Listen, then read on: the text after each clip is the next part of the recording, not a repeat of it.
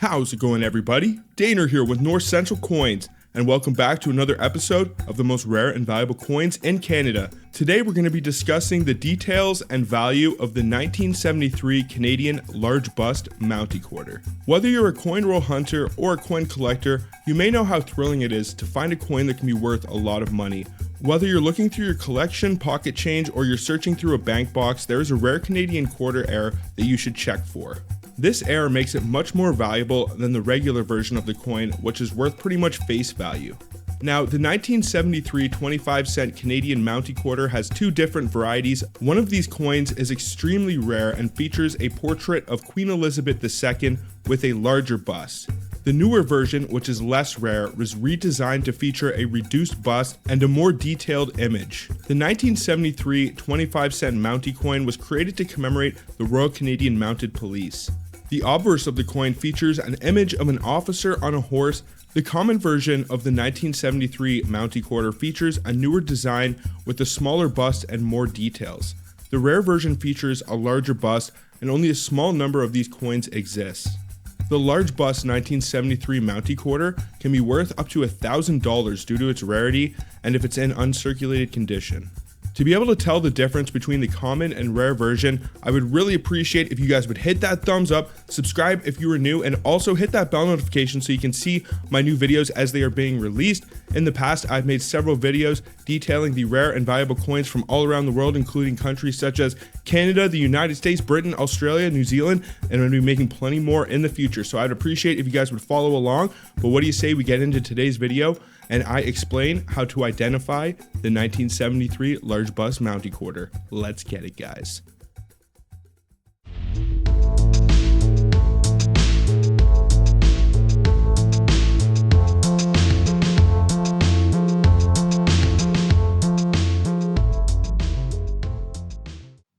Numismatists the world over are aware of an extremely rare quarter variety that comes from Canada.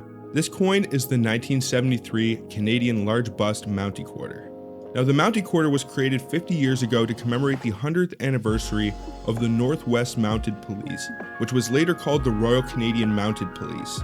The Northwest Mounted Police was established in 1873 to maintain order in the Canadian Northwest Territories. In 1920, the Northwest Mounted Police and Dominion Police were amalgamated to form the RCMP. Now, depending on where you live in Canada, you may have different opinions on the RCMP. I am from the province of Ontario, and they do not have a very heavy presence here. I have not actually seen many RCMP throughout the course of my life or had any interactions with them. The police service we deal with here are the OPP, and for the most part, they are pretty good here. But if you want to let me know what you think of the RCMP down in the comments in a friendly way, I would love to know. The reverse of the coin was designed by Walter Ott, an Austrian-trained master engraver, artist, and designer who worked at the Royal Canadian Mint in Ottawa. The design shows a constable holding a bamboo-shafted lance carried by members of the RCMP on horseback. The Royal Canadian Mounted Police's horse breeding program began in 1939. In 1973, 134,958,587 quarters were produced for circulation, and proof and specimen coins were also made. The design was changed up from a caribou to the Mountie design, and the obverse die was retooled to ensure proper metal flow. The size of Queen Elizabeth II's obverse portrait was reduced to achieve fine details on the reverse, and the ornamental beading on the obverse was also modified.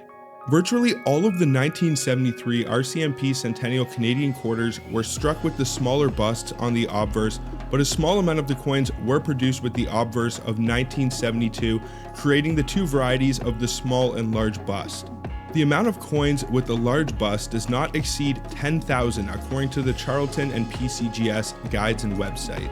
When the dies were retooled in 1973, it resulted in a smaller portrait of Queen Elizabeth II on the obverse of the coin with greater refinement to her hair detail. Another way to differentiate between the large and small bust quarter is by the placement of the beads and the top of the letter A in Regina. The large bust quarter has beads that sit close to the rim, and the top of the A points directly to a bead, while the small bust quarter has beads set farther from the rim, and the top of the A points at a spot between two beads.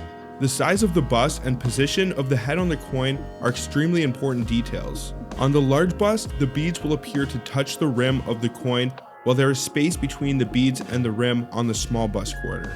If you're still unsure, one of the best ways is actually to compare it to a 1972 25-cent coin, which will have the large bust and bead arrangement as if it were the 1973 large bust.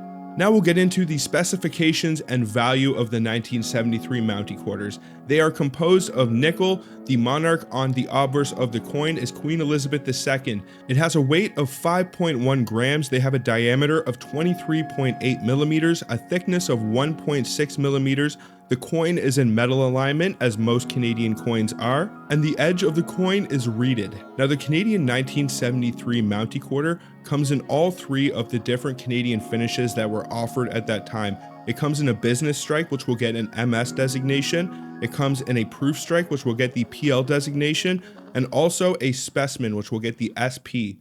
Now, depending on the finish of the coin, it will heavily affect the value. The business strike is the most valuable of the bunch, but the other ones are quite valuable as well, and it's definitely a good idea to keep your eye open, especially at flea markets and if you're buying coins in an estate sale or maybe in a lot on eBay. So in terms of value, the 1973 small bust business strike is worth around $1 for an MS60, and it can actually be worth all the way up to $61 for an MS65. Now that is for the small bust quarter. Now the 1973 large bust is worth $346 for an MS60 example, and it can be worth all the way up to $3,240 for an MS65. That is buku, insane amounts of money. Now in my coin roll hunts, I have found thousands and thousands of the 1973 Mountie quarters. I still personally have not found any of the large busts. I have known people that have found the large bust before. If you were to find one of these in a high mint state, you can make some really good money off of it. And chances are, if you do find one of these coin roll hunting, it is probably going to be the business strike. Now let's get into the proof strikes. The 1973 proof strike is only worth around $1 in a PL64. It can be worth up to $39.20 for a PL67. The 1973 large bust proof strike can be worth around $177 for a PL63 and all the way up to $677 for a PL67. So even if you were able to identify a set that contains the 1973 large bust quarter and you pay like $100 for it, if it's in decent shape, you can send it off to be graded by a company like PCGS, NGC, maybe ICCS, and make quite a return on the coin. Now lastly, we will discuss the specimen finishes for these coins.